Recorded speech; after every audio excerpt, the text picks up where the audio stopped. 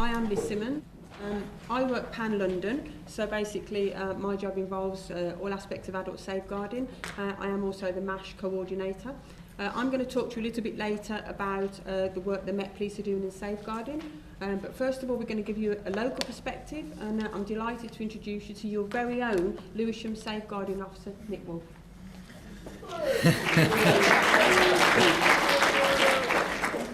Good afternoon. Thanks for letting me come up here and speak about my role. As Liz introduced me, I'm Nick Wolfe. I'm an acting police sergeant at Lewisham. I've been based there for 14 years. A bit about my history. I spent the last 14 years as a response officer, specialising as a public order medic and a search officer. I have a varied experience of traumatic incidents involving and affecting vulnerable people, or due to the nature of the incidents, which makes them vulnerable. This includes domestic abuse, self-neglect, hoarding and artifice burglaries, and more recently, Grenfell Tower and the London Bridge terror attacks. My role is new, not only to Lewisham, but for the MPS. It's a big step forward in terms of the whole approach to safeguarding. I was selected to start my role last December, so very new to me, by the previous Chief Superintendent. We decided the best approach was to lay the foundations and start making a difference before the new Borough Command units were implemented in September. The implementation of these BCUs means moving away from the current 32 borough models to 12. So we're going to mould with Bexley and Greenwich in September. And based around the delivery for the 4 core policing functions, which is going to be neighbourhoods, CID, response, and obviously safeguarding. Liz will go into a little bit more detail afterwards about how the MPS will work as a whole. I'm here really just to say what my role is regarding Lewisham. I was given a bit of a blank piece of paper when I got given this role, and it's to be moulded really around the other agencies. So at the end of it, after Liz has done her bit, if you want to ask me questions about what I can do for you and what we can do for each other, crack on. But at the moment, this is what it's come up with. One of my main roles is to be training Lewisham officers regarding their vulnerability assessment framework and making safeguarding personal, so they actually understand their responsibilities. At the moment, there's 300 response officers plus everyone else in CID, and then when we amalgamate with the other 2 boroughs, it's going to be well over 1,000 PCs.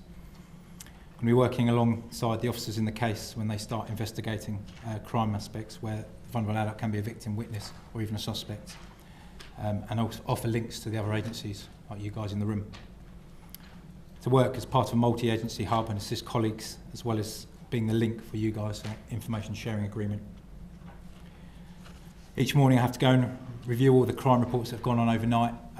We have a flag where it gets ticked for vulnerability. This can be a number of things, and I've got to make sure that just because it's ticked, they've actually gone into the depths of the report and said why they're vulnerable, and then from then on to make sure that it then gets sent to the right departments if need to be. I'm going to work with other agencies to develop strategies in order to prevent wasted time and resources for all of us. And also at the moment I'm working alongside the dedicated ward officers in Lewisham in monitoring the brothels that we have, which obviously can lead to human trafficking, modern slavery and CSE.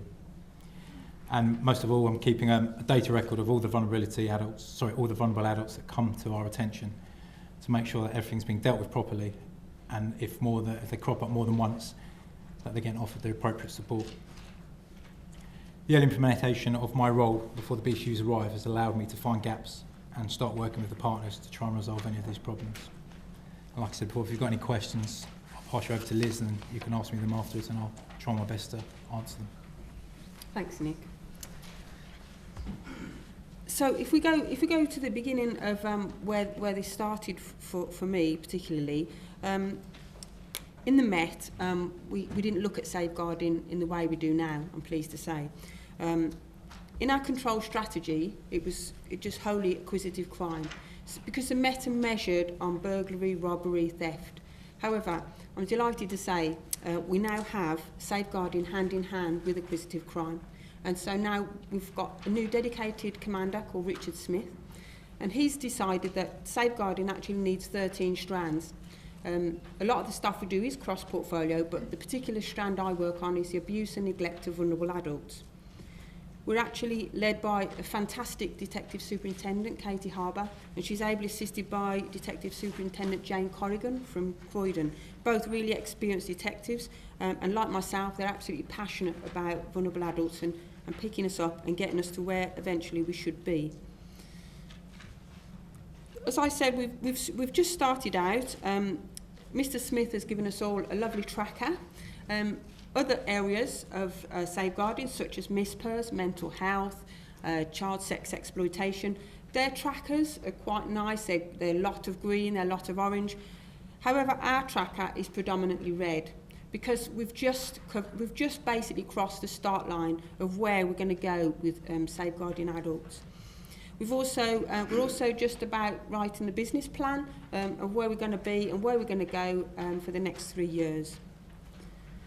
So first and foremost, we're having to build our portfolio up, and absolutely key to that is working with all you partners, because without working with you, we're never going to do the job. The first thing we need to do in the Met is improve our reporting systems, because we can't measure how well we're doing unless we have good reporting systems of which we can measure and which we can also hold people to task for when they're not doing the job properly. We work in partnership, as I said. We had a meeting last year with the Home Office, and that led to a series of seminars the Home Office have run across the UK about protecting older people against the effects of crime. We've worked with Citizen Advice, Trading Standards, Age UK, Action on Elder Abuse, to name a few. One of the key areas for us to look at is elder abuse, and that comes, as you all know, in many forms. That's scams, antisocial behaviour, burglary, the list goes on. We've developed an adults information sharing agreement, and that's now in place in all boroughs, and I know it's in place in Lewisham too. So that's going to allow us to share information more freely between our partners without the worry of anyone, sharing stuff that they shouldn't be sharing. One of the big things that we also want to do is be open and transparent with everybody. So we're developing a dashboard. It's currently being developed for the MPS as a whole. And this dashboard, it is going to list all our crimes, all our reporting systems. And so we're going to be able to develop that for ourselves. And then we're going to share it with you guys. And we're going to develop an external product.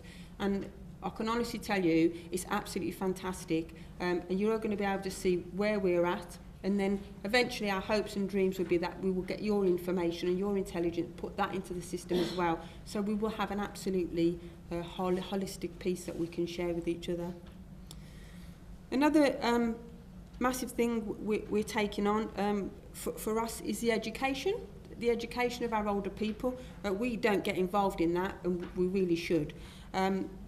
I've just recently met a sergeant who works in Avon and Somerset, and he's designed the Senior Citizen Liaison Team, and that's all about educating older people and helping them to stop being victims of crime. That's in its early phases, but we'll be love to update you with how we're getting with that.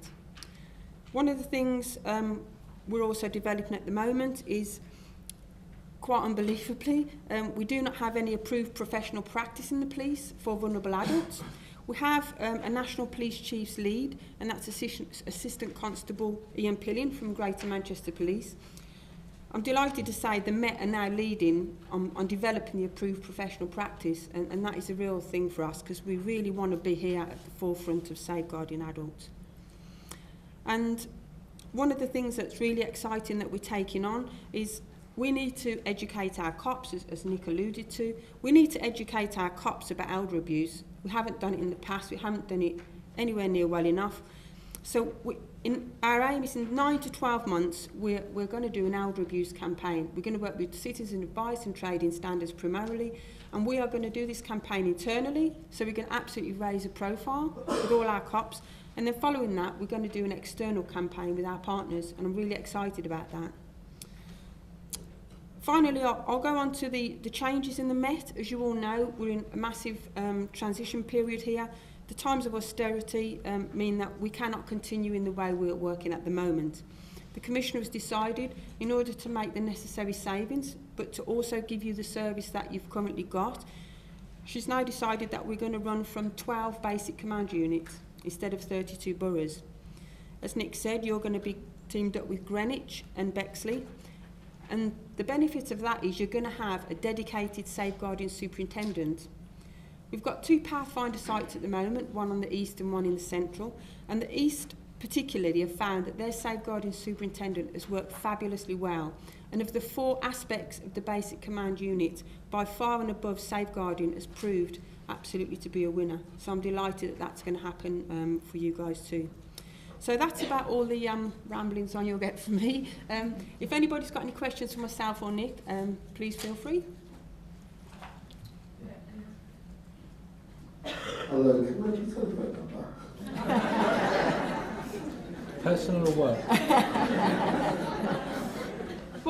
What we will do is we'll make sure you've got definitely Nick and myself's email addresses circulated. So if you've got subsequently any questions that come to mind, you can always drop us an email. We'll come back to you. Stick it up. Any more questions?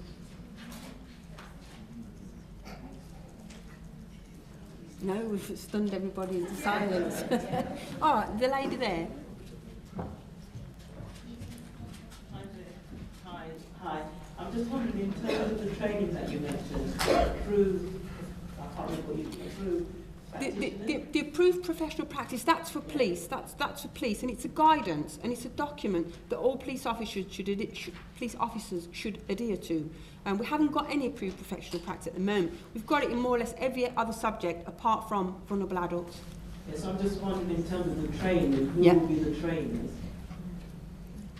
In the approved professional practice, we will be getting in contact with our partners as well. So, as I say, the Rafter just said to you, we'll be using our partners as well to make that professional practice, because obviously it's absolutely imperative that we do it in hand with our partners. That's what I was thinking. Yeah. Any more questions? Oh, yeah. Okay, I've got a question. You know, if you don't report someone missing, but they suffer from mental health, but they're not actually missing for like 24 hours or 22 hours or etc. But they've relapsed. Can the police carry out like a welfare check on that person if you speak to them for like safeguarding issues? We do welfare checks. We're just piloting some online reporting for social workers. I think that was actually today as well. So basically we're going to do an online system, and that's been trialled today. So social workers have access to an online system that they can request welfare checks on, and that should be coming in by June. But yes, we will do welfare checks, but obviously there is criteria about them. Yeah, because I had an incident recently with one of my residents, and she relapsed and she kept on going in and out, and obviously we can't stop her from going out. Absolutely.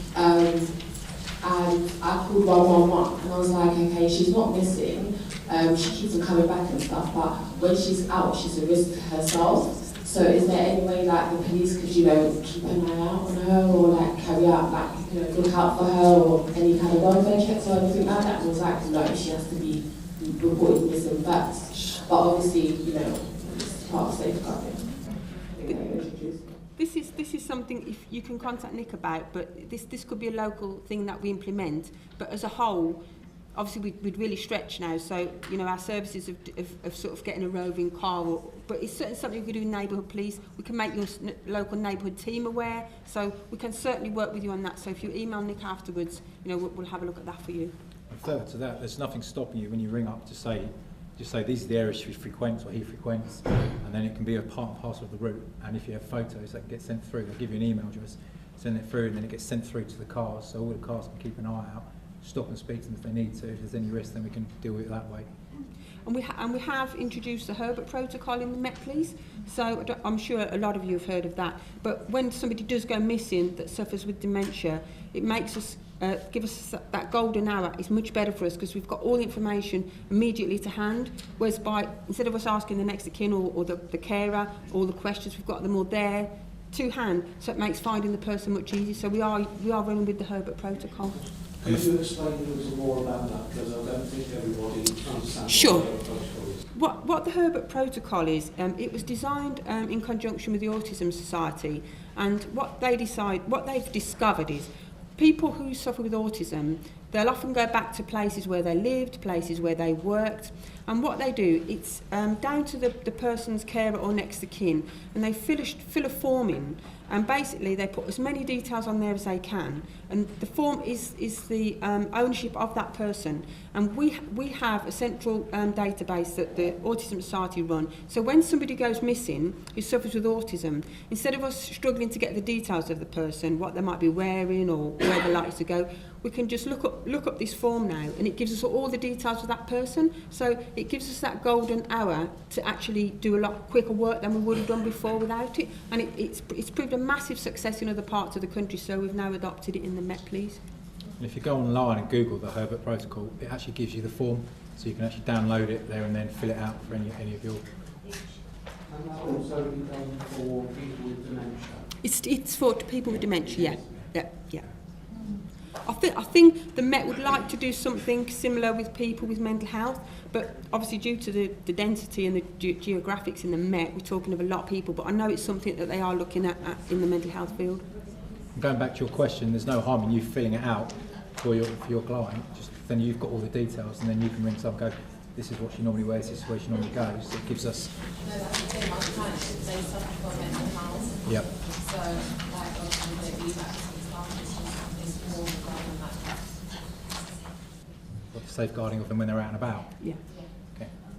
Hi, I've got a question here. I know I'm glad we've got Nick as a dedicated safeguarding officer, but I think I work in hospital discharge, and part of the biggest problem is especially where there's a need for police input around particular subjects. I'm not going to go into the array of issues that we deal with, but I think the response, I'm knowing whether it's serious. Yes, the police do come out, they do interview, but it's sort of those that we're not too sure about, and sort of how we can then develop the response time around that, because there's a knock-on effect, as you know. You've just talked about austerity measures. We've got pressures on hospital beds and so on and so forth. So, in terms of the intelligence to be able to address the issue more readily, is what I'm sort of asking about. I know you're going to cover a wide breadth in terms of where you cover and so on and so forth, but in terms of how we address the issues, because it may rely on the intelligence you give us to be able to put in whatever's, protection plans and so on and so forth. How's that partnership going to work? I just want to understand that. I sort of spoke with Glyn Jones earlier on, similar sort of thing. We're going to have a meeting in next week or so we can sit down. And there's where I work at the moment, there's 3 of us under sort of the partnership, the mental health. And we all have got our own mailbox. So between us 3, and obviously this meeting in a couple of weeks' time, we can actually sit down, because at least you'll have a point of contact then. So you can turn around when you get the first time they come in and go, right, I need the police response. You can email us or ring us and go, this is what I've got, can you help? And then I can either come to you or you can come to us, or we can speak over the phone and try and work something like that, because at least then you have someone that you can come to personally speak to, as opposed to go one-on-one and then it gets sent out and a few weeks later you get a response. By that time the person's left hospital and it's all too late. So that helps. Hiya, I work in safeguarding in Lewisham, and we have a vulnerable adults liaison in the police, and they're regularly rotated. By the time you build up a relationship with them, and we have such good ones that attend meetings, I just wanted to know, why is it that they're rotated, and what's the period of time that they stay in their role? There's no particular time they stay in the role. Rotation can be down to the person in the role going, right, I'm getting promoted, or I want to go and do another job. So to answer your question, I can't give you an exact answer as to why they move on. I'm here for the foreseeable future. When it comes to September and we become one big borough, I'll hopefully still be in the same role, because there's no way that I can take on this plus Bexley plus Greenwich. So you will see me for quite a while. I'm not intending on leaving, and the hours suit me as well. Don't do nights, don't do weekends. Right, can I ask, are you willing to come to one of our team meetings? Of course I am. Our social workers. Of course I can. If I give you my email and my work number at the end of it, just give me an email. The more contacts I have, the better. I think you answered the question. One of the problems we have with social workers is, you get a Merlin foreman or risk assessment and there's a safeguarding issue. You do your safeguarding work and you want to feed back to the police, and it just takes yonks, you know, getting through to the police officer in charge if you can get through to them. And then there's issues about sharing information and security emails and stuff like that. So I think maybe you answered that question, Nick. Would you be one of the main points for social workers? Yes, definitely. And I've had that already when people have gone, someone's sent this mailing through to me, I need to speak to the officer, I have no idea who the officer is. And it comes through as like a CAD generated that gets sent through the system, and then finally someone goes, oh, this might be for you, Nick, here you go. And I look at it and I'm like, this is dated 3.5 weeks ago, so by the time I contact that person, they're like, it's too late, it's been and gone. But yes, you can contact me and I'll help you as much as I possibly can.